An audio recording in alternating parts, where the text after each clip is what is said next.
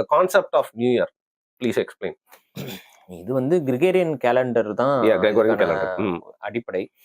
அவர் வந்து ஒரு கேலண்டர் உருவாக்குறாரு. அந்த கேலண்டர் வந்து அவருடைய ஊருக்கு தகுந்த மாதிரி தான் அவர் உருவாக்குறாரு. அங்க அவங்க இருக்க ஆக்சுவலா கேலண்டர்னா என்னன்னு முதல்ல புரிஞ்சுக்கணும். அதாவது காலத்தை தெரிவிக்கக்கூடிய வார்த்தை, அதாவது காலம் தெரி அப்படிங்கிற அந்த வார்த்தை தான் கேலண்டராக மருவி இருக்குங்கிறது சொல்ற ஒரு கருத்து. ஓகே, இது மாதிரிலாம் நான் வேர்ட் ரூட் சொல்லலாம் என் ஃப்ரெண்ட்ஸ் எல்லாம் என்ன கலாய்க்கிறாங்க. நம்ம இதுக்கு முன்னாடி கூட நான் ஏதோ ஒரு போயிட்டு சொன்னேன், ஆக்சுவலா ஆராய்ஞ்சு பார்க்க மாட்டாங்க. எத்திமாலஜின்னு ஒரு இதே இருக்கு, ஸ்டடியே இருக்கு. அந்த எத்திமாலஜி சைட்ல போய் பாத்தீங்கன்னா அதிகமா என்ன பண்றாங்கன்னு பாத்தீங்கன்னா லாட்டின் அண்ட் கிரீக் உடைய போயிட்டு அசோசியேட் பண்ணிடுவாங்க, கம்பைன் பண்ணிடுறாங்க. ஆனா அங்க தமிழ் அப்படிங்கிற ஒரு மொழி மூத்த மொழி இருக்கு, அந்த ரூட் வேர்ட்ஸ் நிறைய நம்ம கிட்ட இருந்து போயிருக்குங்கிறத நிறைய பேர் எடுத்து பேசுறது இல்லை. ஏன்னா தமிழர்களுக்கு தான் வந்து வேர்ச்சொல் ஆய்வுனாவே என்னன்னே நிறைய பேருக்கு தெரியாம இருக்குல்ல. பாவாணர்லாம் அதுல கிங்கு, சரிங்களா? அவர் வேர்ச்சொல் ஆய்வுனா பாவாணர் வந்து அவர் மரபு மாதிரி. அது போக தமிழ்நாட்டுல இருக்கக்கூடிய பல வேர்ச்சொல் ஆய்வாளர்கள் நீங்க சொல்லிட்டு அப்புறம் மாசவிக்டர்லாம் வந்து ஒரு வேர்ச்சொல் ஆய்வாளர் தான். ஓகே. ஸோ அந்த தமிழ் மொழியில இருக்கக்கூடிய ஒவ்வொரு சொல்லும் அது ஒரு வரலாறையும், ஏன்னா நம்ம மொழியில தான் வந்து அனைத்து சொல்லும் பொருள் குறித்தனவேங்கிறது இலக்கணமே.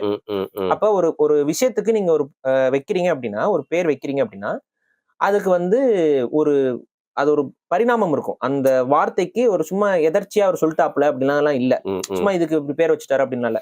நாற்காலின்னு பேர் வைக்கிறோம், அதுக்கு ஏன் பேர்? 4 கால் இருக்குனால முக்காலி அப்படின்னா 3 கால் இருக்கு. அப்ப இந்த மாதிரி ஒரு சென்ஸ் இருக்கும் அந்த வார்த்தைக்கு பின்னாடி. இப்ப நீங்க வந்து இங்கிலீஷ்ல சேர் அப்படின்னா அதுக்கு என்ன பொருள்? அவங்களதான் கேட்கணும். ஏன்னா அது அங்க இருந்து அவங்க எடுத்திருக்க மாட்டாங்க, வேற ஏதாவது ஒரு மொழியில இருந்து அவங்க கடன் வாங்கியிருப்பாங்க. மேபி அந்த மொழியில அதுக்கு ஒரு மீனிங் இருந்திருக்கலாம். ஓகே. அப்ப ஃபார் எக்ஸாம்பிள் கேட்டமரான் மாதிரி, ஆனா நம்மளுக்கு கட்டி வச்ச மரம்ன்றது கட்டுமரம்ங்கிறது நம்ம மரங்களை வைத்து ஒன்றாக கட்டுவதால் கட்டுமரம். அந்த கட்டுமரத்தை அவன் கேட்டமரான்னு சொல்லி அவன் இது பண்ணிட்டு இருக்கான். இப்ப இதுல இன்னொன்னு என்னன்னா, சலைவான்னு ஒரு வார்த்தை இருக்கு. இப்ப சலைவாக்கு நீங்க உமிழ்நீர் நம்ம சொல்றோம், அதெல்லாம் நீங்க தமிழாக்கம் பண்றாங்க. சலைவாங்கிறதே தமிழ் வார்த்தை. சீரியஸா அது கொஞ்சம் மருவி இருக்கு. என்னன்னா சலுவா நம்ம சொல்லுவோம் பாத்தீங்களா, காலங்காத்தால சலுவா உலக விட்டு எந்திரிக்கிறான் பாரு அப்படின்னு. ஏதோ ஒரு ஊர் பக்கம் சொல்லுவாங்களோ, எங்க இதுல திண்டுக்கல் பக்கம்னா சலுவான்னு சொல்லுவாங்க. இந்த காலையில நீங்க தூங்கி எந்திரிக்கும் போது வாயில எல்லாம் ஒதுக்கிட்டா சலுவா உலக விட்டு எந்திரிக்கிறான் அப்படின்னு. இந்த சலுவாய் அப்படிங்கிறது வந்து என்ன அப்படின்னா, சல் அப்படின்னா நீர்னு அர்த்தம், வாய்னா வாய். அந்த நீர் இருக்குல்ல, அந்த வாய் அப்படின்னா வாயில இருந்து வரக்கூடிய நீர் அப்படிங்கிறது சலுவாய். இந்த சலுவாய் தான் சலைவாவே மாறி இருக்கு. இதை எனக்கு ஓப்பனா நான் சொல்ல, இதை நான் தான் கண்டுபிடிச்சேன். சீரியஸ்லி நான் அன்னைக்கு எதர்ச்சியா வந்துட்டு எங்க ஊர் வழக்குல இந்த சலுவாங்கிறது சொல்றதுக்கு யோசிச்சு பார்த்தேன், சலுவாய்ங்கிறது தான் சலைவாவா மாறி இருக்கு அப்படின்னு. மேபி முன்னாடி யாராவது சொல்லியிருக்கலாம், பட் எனக்கு இது நானா இன்ட்யூஷன்ல பார்க்கும் பொழுது ஆமா. ஆனா நீங்க எத்திமாலஜில எடுத்து பாருங்க, சலைவாங்கிறது அவன் எங்கேயா லாட்டின்ல போய் எங்கேயாவது தொட்டு வச்சிருப்பான். ஓகே. ஆனா நம்ம தமிழ்ல பயன்பாட்டில் இருக்கக்கூடிய வார்த்தைகள் நிறைய இந்த மாதிரி கடன் வாங்கப்பட்டு எடுத்துக்கொள்ளப்பட்டது இருக்கு. இப்ப பின்னுதல் அப்படிங்கிறோம், இன்னைக்கு ஸ்பின் அப்படிங்கிறோம். பின்னுதல்ங்கிற வார்த்தையில இருந்து ஸ்பின்னுங்கிறது வருது. அது மாதிரி எஸ்ல ஆரம்பிக்கக்கூடிய பல வார்த்தைகள் வந்து பொட்டு அப்படிங்கிறோம், ஸ்பாட்டு. ஓகே. இந்த மாதிரி அந்த எஸ்ல ஆரம்பிக்கக்கூடிய, ஏன்னா எஸ் சைலண்ட்ங்கிற ஒரு கான்செப்ட்ல இருக்குல்ல, அந்த எஸ்ல ஆரம்பிக்கக்கூடிய பல ஆங்கில வார்த்தைகளே வந்து தமிழோடைய வேர் சொல்ல இருந்து எடுத்துட்டு போனதாக நிறைய இருக்கு. ஏன்னா தமிழ் ஒரு மூல மொழி, ஒரு தாய்மொழி, ஒரு மொழிகளுக்கெல்லாம் தாய் நம்ம சும்மா சொல்லல. இந்த மாதிரியான இந்த சொல்லாய்வின் அடிப்படையில தான் சொல்றேன். ஸோ இதுல ஒரு சின்ன ஒரு விளக்கம் கொடுத்துறேன். அரசேந்திரன் சொல்லக்கூடிய ஒரு ஆய்வாளர் இருக்காங்க, அவருடைய நூல்களும் அவரும் சொல்லாய்வு சார்ந்தவர். அவர் கல் அப்படிங்கிற ஒரு இதுக்கே வந்துட்டு ஒரு வால்யூம் போட்டிருக்காரு. கல் அப்படிங்கிற அவ்வளவு மீனிங் இருக்கு அதுக்கு. அந்த ரூட்ல இருந்து என்னென்ன வார்த்தைகள் எப்படிலாம் பொண்ணு. அதே மாதிரி புல் அப்படிங்கிறதுக்கு வந்துட்டு அது ஒரு வேர் சொல்லு. அந்த வேர்ல இருந்து எத்தனை வார்த்தைகள் உருவாயிருக்கு, எந்தெந்த மொழியில எல்லாம் இருக்குங்கிறது அதுக்கு ஒரு வால்யூம் புக். எனக்கு தெரிஞ்சு கல் புல்லுன்னு போட்டாரு. அதுக்கப்புறம் ஏதோ ஒன்று எழுதிட்டு இருக்கேன்னு சொல்லிட்டு இருந்தாரு, எழுதிட்டு வெளியாயிருக்கான்னு தெரியல. ஸோ அவர் அந்த மாதிரி எத்திமாலஜினா என்னங்கிறத நீங்க தெரிஞ்சுக்கணும். ஸோ அதுல அவருடைய ஆய்வுல இருந்து நான் ஒரு சிலது சொல்றேன். இப்ப நம்ம என்ன சொல்றோம்னா, நம்ம கல்வி அப்படிங்கிறோம்.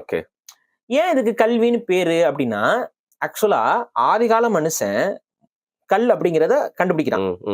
இந்த கல்லுங்கிறது ஸ்டோன். நம்ம ஸ்டோன்ங்கிறது அந்த மூல சொல்லு. இந்த மூலச்சொல்ல எப்பவுமே சின்னதா தான் இருக்கும், ரொம்ப பெருசாலாம் காம்ப்ளிகேட்டடாலாம் இருக்காது. ஏன்னா அதான ஆரிஜின்.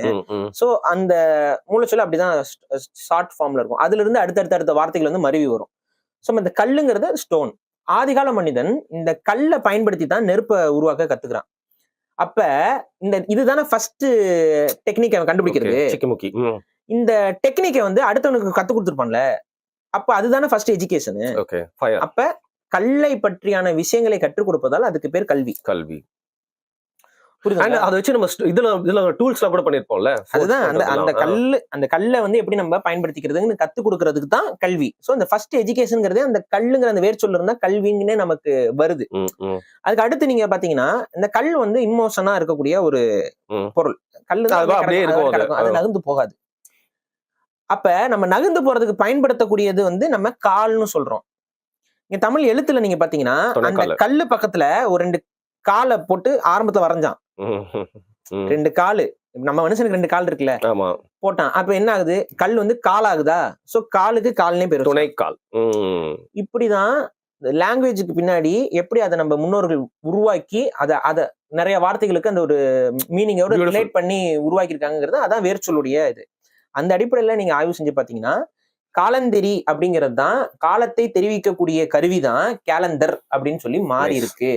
அதனாலதான் அந்த ஒரு இந்த காமன்னஸ் அந்த ஒன்னஸ்ங்கிறது அதுல இருக்கு. சரி, காலம்ங்கிறதுக்கும் கேலண்டர்ங்கிறதுக்கும் அந்த வார்த்தைகள்லாம் ஏன் ஒரே மாதிரி இருக்குன்னா காரணம் என்னன்னா ஒரு வார்த்தையில இருந்து அதெல்லாம் பிரிஞ்சு போனதுனாலதான் ஒரே மாதிரி இருக்கு. எல்லா மனிதர்களும் ஒரே மாதிரி வார்த்தையை வச்சு ஒரு விஷயத்த சொல்றல, ஒரே மொழியில இருந்து போனதுதான். இதை வந்து நம்ம எல்லாரும் ஏத்துக்கிறது தான். இப்ப பைபிள்ல இருக்கக்கூடியலாம் வந்து அந்த பெருசா அந்த டவர் எல்லாம் கட்டுவாங்கல்ல, அப்ப ஒரு கதை இருக்குல்ல, எல்லா மனிதர்களும் ஒரே மொழி பேசினாங்க, அதனால வந்து வானவர்களையும் மிஞ்சி விடுவார்கள்ங்கிறனால பல முறைகள் உருவாக்கப்பட்டுச்சு அப்படின்லாம் சொல்லுவாங்கல்ல. சோ இதுக்கு பொருள் அதுதான். அது கடவுள் உருவாக்குனாரு நான் சொல்லல, அது இயற்கையா நடந்தது, அது அவங்க இப்படி மீன் பண்றாங்க. அப்ப இந்த விஷயங்கள் வந்து மொழி என்பது அப்படி திரிஞ்சாடுதான் அந்த ஒரு இடத்தை கொண்டு வந்து அடையுது. சரி, இந்த காலத்தை தெரிவிக்கக்கூடியது ஏன், எதனால காலத்தை தெரிஞ்சு பர்பஸ் அப்படின்னு நம்ம பாக்குறோம். இப்ப ஒரு மனிதனுடைய சாமானிய வேலைக்கு காலம் என்பது பெரிய அளவுக்கு அவனுக்கு தேவைப்படாதுங்கிற மாதிரி தான் இருக்கும். சோம்பேறிக்கு தேவைப்படாது. நீங்க எந்திரிக்கிறீங்க, சாப்பிடுறீங்க, தூங்குறீங்க அப்படிங்கும்போது ஒன்றும் பிரச்சனை இல்லை. ஆனா அந்த சாப்பாட்டை நீங்க தேடுறீங்க அப்படின்னா அதுக்கு ஒரு டைமிங் இருக்கு. நிச்சயமா. இப்ப மான்லாம் வந்து பாத்தீங்கன்னா இந்த ஈகோசிஸ்டத்துல ஒரு குறிப்பிட்ட டைமுக்கு தான் ஒரு குறிப்பிட்ட இடத்துக்கு வரும் அப்படின்னா அந்த குறிப்பிட்ட டைமையும் குறிப்பிட்ட இடத்தையும் நீங்க எதை வச்சு கணிப்பீங்க? பை ஃப்ளூக்ல உங்களால கணிக்க முடியாது.